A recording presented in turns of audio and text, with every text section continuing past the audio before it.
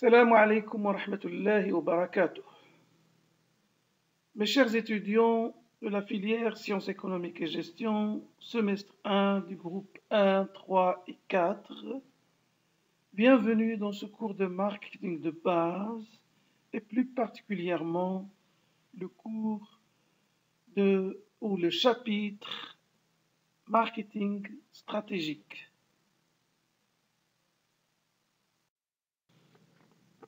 Notre chapitre s'intitule Marketing stratégique. Pour situer ce chapitre par rapport à l'ensemble du cours de marketing de base, je vous propose de revenir sur le schéma de la démarche marketing tel qu'il a été présenté par mes collègues. Sur ce schéma, le point de départ, c'est le marché. Sur ce marché, on va collecter de l'information. Cette information va servir d'abord au diagnostic, ensuite au choix stratégique. Ces choix stratégiques seront traduits en choix opérationnels en ce qui concerne le produit, le prix, la distribution et la communication. Ces choix opérationnels seront finalement mis en œuvre sur le marché. Notre cours se situe donc au niveau de la partie 3 du schéma, intitulée « Choix stratégique » et coloré en vert. Pour l'organisation de ce cours, j'ai prévu 2 vidéos. Une première vidéo où l'on traitera les définitions du marketing stratégique et une autre partie où l'on traitera le diagnostic stratégique. Dans une deuxième vidéo, on traitera la notion de segmentation du marché, ciblage du marché et le positionnement du produit. Avant de définir le marketing stratégique, je propose de revenir sur une définition du marketing. J'ai retenu pour vous la définition de l'Association américaine de marketing de 2004. Le marketing est un processus par lequel on planifie et on effectue la conception, la fixation du prix, la promotion et la distribution d'idées, de biens et de services pour engendrer des échanges qui permettent d'atteindre des buts à la fois individuels et organisationnels. Qu'est-ce qu'on peut retenir de cette définition? 3 choses. Premièrement, le marketing est un processus, est une démarche en 2 temps. Il y a une étape de planification et de fixation des objectifs et en seconde étape, la mise en œuvre de ces objectifs à travers le mix marketing ou le marketing opérationnel. La deuxième chose à retenir de cette définition est la notion de produit, qui est entendue ici au sens large. Ça peut être des idées, faire référence au marketing politique, ça peut être des biens, le marketing des produits, ça peut être des services, le marketing des services. La troisième chose à retenir de cette définition est la notion d'échange. Un échange entre les individus et les organisations. Un échange gagnant-gagnant. On peut le voir à travers cette phrase.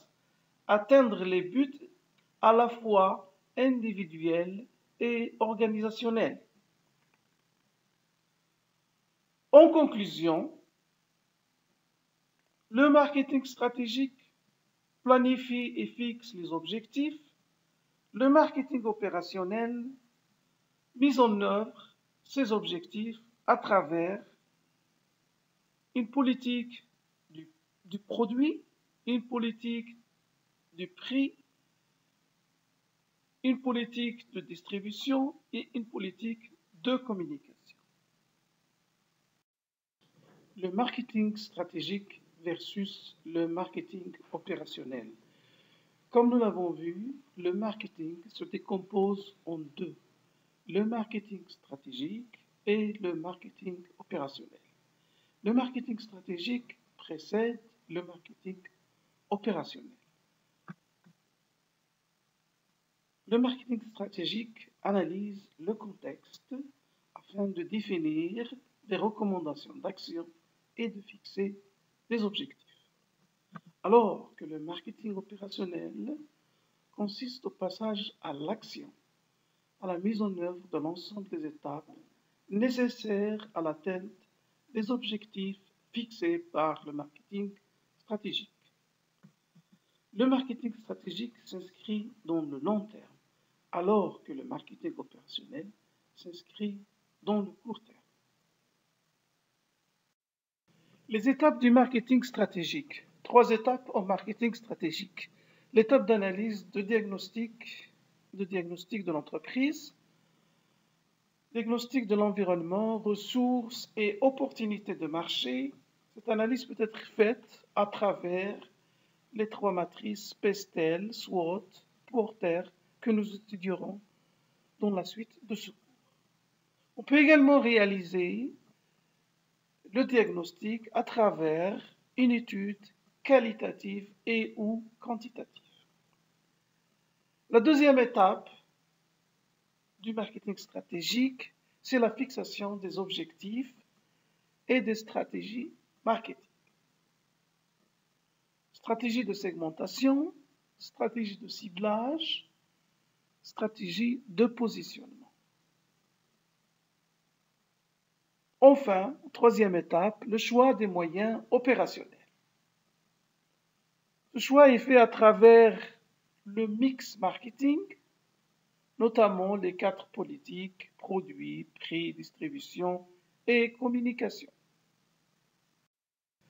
Après avoir défini le marketing stratégique dans la section 1, nous entamons le diagnostic stratégique dans la section 2.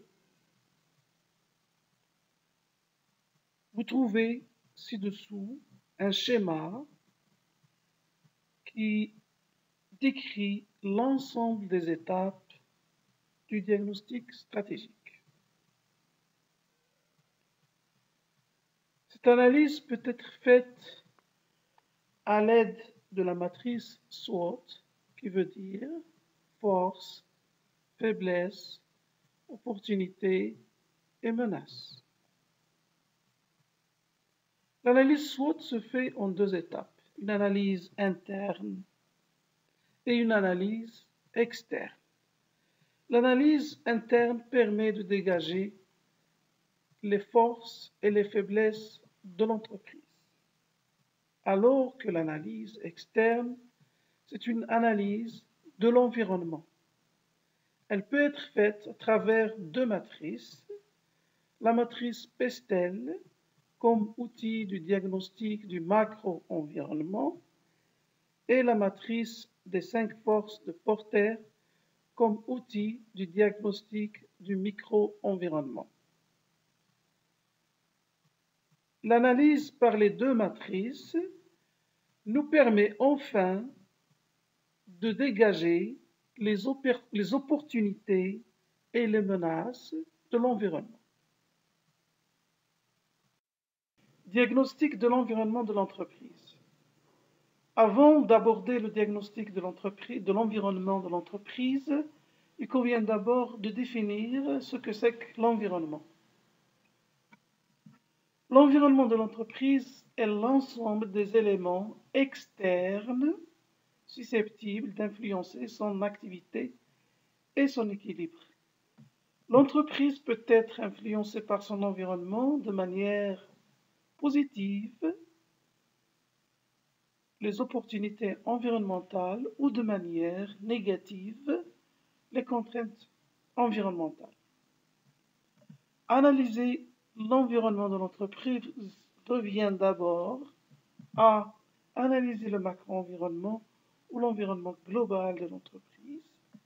Ensuite, analyser le micro-environnement ou l'environnement immédiat de l'entreprise, qui comprend les clients, les fournisseurs, les intermédiaires de marché, etc. Les composantes du macro-environnement. Le macro-environnement est composé des forces sociétales, exemple politiques, économiques, socioculturelles, technologiques, écologiques et légales, sur lesquelles une entreprise a peu de pouvoir et qui influent sur son activité et son équilibre. Un exemple. Citons par exemple la crise sanitaire Covid-19 actuelle, cette crise qui a engendré une crise économique mondiale, cette crise qui a eu des répercussions néfastes sur certains secteurs d'activité comme le tourisme, le transport aérien, etc. Citons à titre d'exemple le cas de la compagnie Royal Air Maroc au Maroc, à l'exception de certains secteurs comme le secteur des télécommunications de l'Internet ou le secteur de la distribution, les enseignes de distribution Marjan, Carrefour, etc., ou les entreprises opérant dans le domaine pharmaceutique, vente de médicaments, de masques, de gel alcoolique, etc. Ces entreprises qui ont même profité de la crise.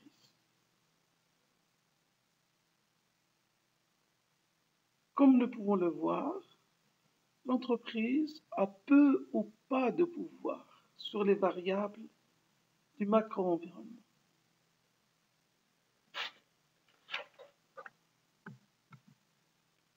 L'analyse des variables du macro-environnement, qui sera faite dans la prochaine diapo, permettra de faire ressortir les opportunités et les contraintes de l'entreprise.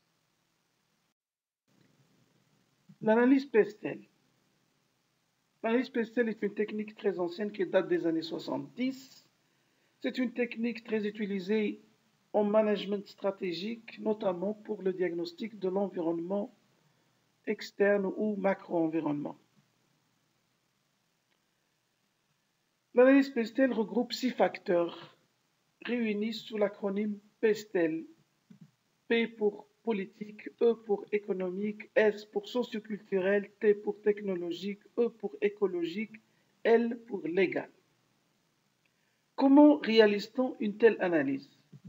Il s'agit de lister l'ensemble des facteurs ayant un impact positif ou négatif sur l'activité de l'entreprise. On commence par politique. Par exemple, la stabilité politique du pays, la démocratie, la politique fiscale est-elle favorable ou défavorable, la protection sociale. Sur le plan économique, il s'agit de lister l'ensemble des variables macroéconomiques, par exemple le PIB, le PNB, le taux d'intérêt, le chômage, l'inflation. Sommes-nous en période de crise, en période de récession ou en période de croissance? Sur le plan socio-culturel, l'évolution de la démographie, la distribution des revenus, l'attitude par rapport aux loisirs, le niveau d'éducation. Tous ces facteurs sont très importants. Le facteur technologique, les dépenses publiques en recherche-développement, l'investissement public et privé sur la technologie. Sur le plan écologique, par exemple, existe-t-il des lois sur la protection de l'environnement, le traitement des déchets, le retraitement des déchets? Sur le plan légal, existence d'un droit du travail, des lois sur les monopoles, des organismes de régulation de la concurrence, des normes de sécurité, etc. Après avoir listé l'ensemble des facteurs, on cherchera ceux qui ont un impact positif ou négatif sur l'activité de l'entreprise. Ensuite, on va hiérarchiser ces facteurs selon le degré d'impact positif, c'est-à-dire en termes d'opportunité, ou négatif en termes de menace sur l'activité. Et finalement, on ne retiendra que les facteurs pertinents qui vont nous servir à prendre des décisions. Le modèle des 5 forces de Porter de 1979. Nous entamons dans cette partie l'analyse du micro-environnement par le modèle des 5 forces de Porter. Ce modèle qui a été élaboré en 1979 par Michael Porter, professeur de stratégie à la Harvard Business School. Ce modèle permet d'identifier les forces en concurrence dans une industrie et peut constituer un bon moyen de diagnostic du micro-environnement en termes d'opportunités et de menaces. Michael Porter, dans son modèle de 1979, distingue 5 forces. La première force, c'est la concurrence intrasectorielle, qui dépend du nombre de concurrents. Plus les concurrents sont nombreux, plus la concurrence est élevée. Dépend également de la taille des concurrents. Les grands concurrents ont tendance à avoir un pouvoir de domination par rapport aux petits concurrents. Elle dépend également de la différenciation des produits. Plus les offres sont peu différenciées, plus on doit s'attendre à une guerre des prix. Exemple, la téléphonie mobile. La deuxième force, la menace des nouveaux entrants. C'est quoi un nouveau entrant? Eh bien, c'est un concurrent potentiel. Son action peut être réduite par les barrières à l'entrée. C'est quoi une barrière à l'entrée? C'est un peu comme le prix du ticket à payer pour entrer sur le marché. Ça peut être une norme et standard technique, ça peut être un investissement de départ trop lourd, une mesure protectionniste de l'État ou une barrière culturelle comme la langue. Un exemple, considérons une pharmacie qui va s'implanter dans un quartier. Cette pharmacie doit remplir un certain cahier de charges. Dans ce cahier de charges, il y a des exigences techniques, par exemple la distance minimale par rapport aux autres pharmacies. Cette distance constitue une barrière à l'entrée.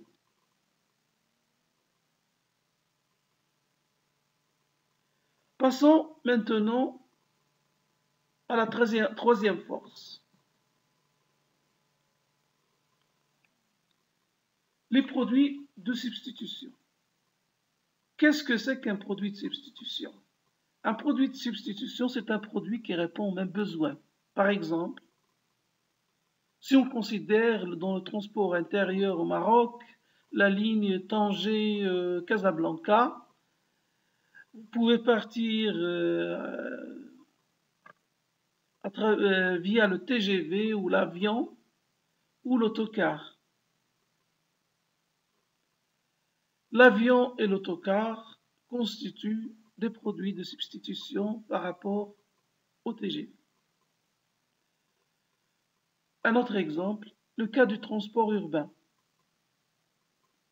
Uber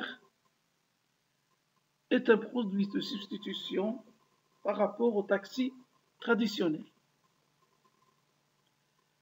Considérons le marché de la musique.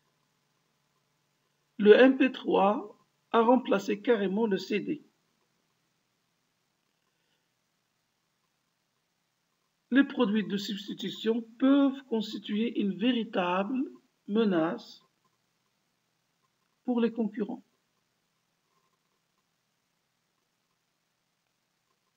Ils peuvent conduire jusqu'à l'élimination de certains concurrents. Le cas du MP3 qui a remplacé carrément le CD. Tout l'intérêt d'investir en permanence dans l'innovation. La quatrième force, le pouvoir de négociation des fournisseurs. Est-ce que les fournisseurs contrôlent le marché? Sont-ils organisés entre eux? Est-ce que vous dépendez d'un seul fournisseur?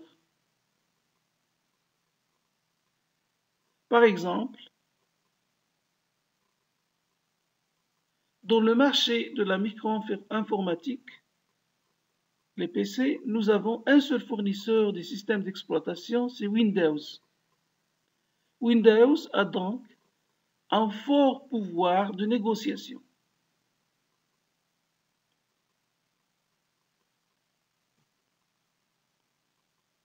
La cinquième force et la dernière force, dans le modèle de 1979. Le pouvoir de négociation des clients. Les clients ont-ils la capacité de mettre la pression sur votre entreprise, par exemple pour vous faire revoir les prix à la baisse? Les clients sont-ils nombreux et concentrés? Est-ce que vous dépendez d'un seul client?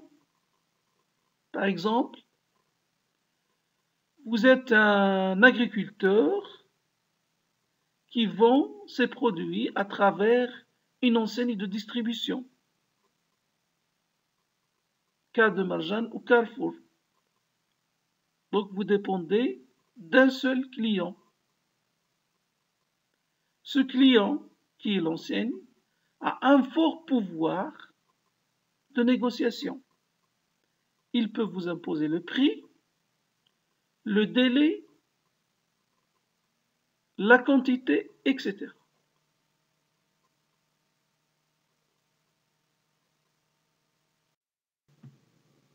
Résultat de l'analyse par les 5 forces de Porter.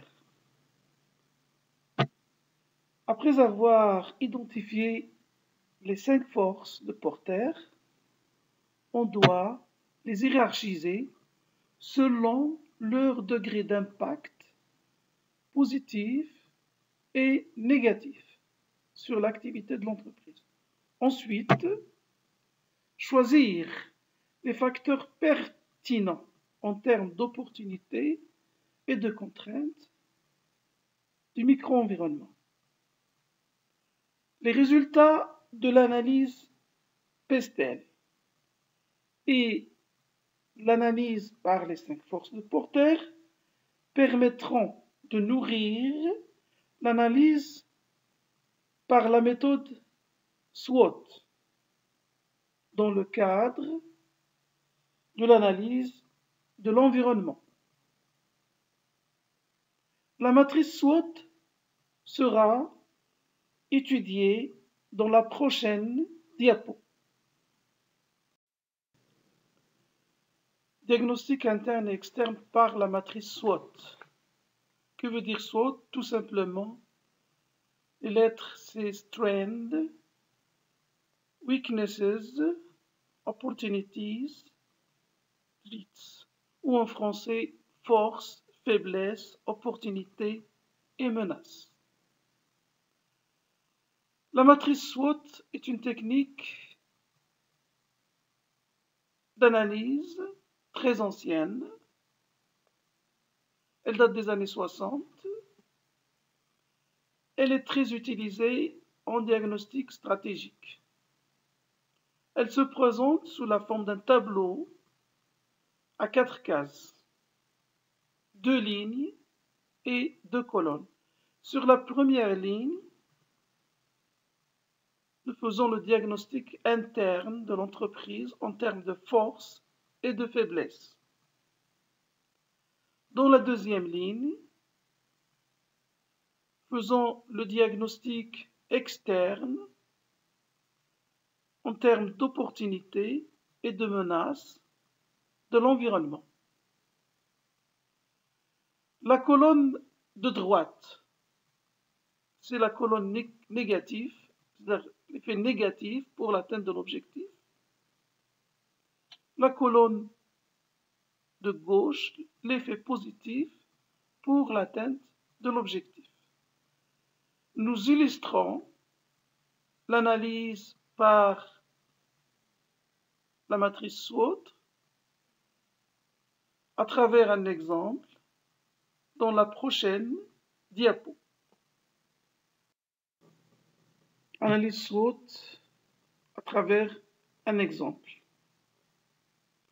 Comme nous l'avons déjà dit, la matrice SWOT se présente sous forme d'un tableau à 4 cases, 2 lignes et 2 colonnes. Sur la première ligne, nous avons le diagnostic de l'entreprise en termes de ressources et de compétences, forces et faiblesses.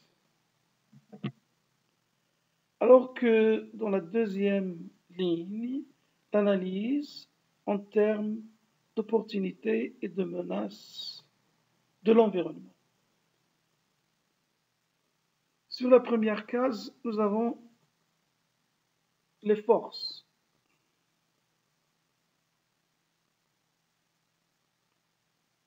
Qualité du produit, taux de satisfaction élevé, coût fixe bas, leader sur le marché, part de marché en croissance, capacité d'innovation, employés hautement qualifiés. Tout ça, ce sont les atouts de l'entreprise. À côté de ça, il y a quand même une faible notoriété, marque non connue, image de marque faible, base de clientèle réduite, système informatique dépassé, taux de rotation du personnel élevé. Voyons les opportunités offertes par l'environnement. Marché ou segment à fort potentiel, nouvelles technologies, nouvelles chaînes de distribution, changement de comportement des consommateurs. Peut-être là, il s'agit d'un nouveau segment de marché qu'il faut cibler, qui résulte d'un changement de comportement des consommateurs qui utilisent les nouvelles technologies et utilisent de nouvelles chaînes de distribution. Par exemple, ils font des achats à travers Internet. Face à ça, nous sommes quand même confrontés à une concurrence directe, la menace de nouveaux entrants, la chute des prix en raison d'un excès de production et la crise économique. Finalement, en conclusion, la confrontation de l'analyse interne et de l'analyse externe va nous permettre de prendre des décisions dans le long terme. Par exemple, cibler un nouveau segment de marché, repositionner la marque ou le produit. Nous étudierons tout cela dans la prochaine vidéo, dans la section 3, qui s'intitule Segmentation, ciblage et positionnement. Je vous remercie de votre attention.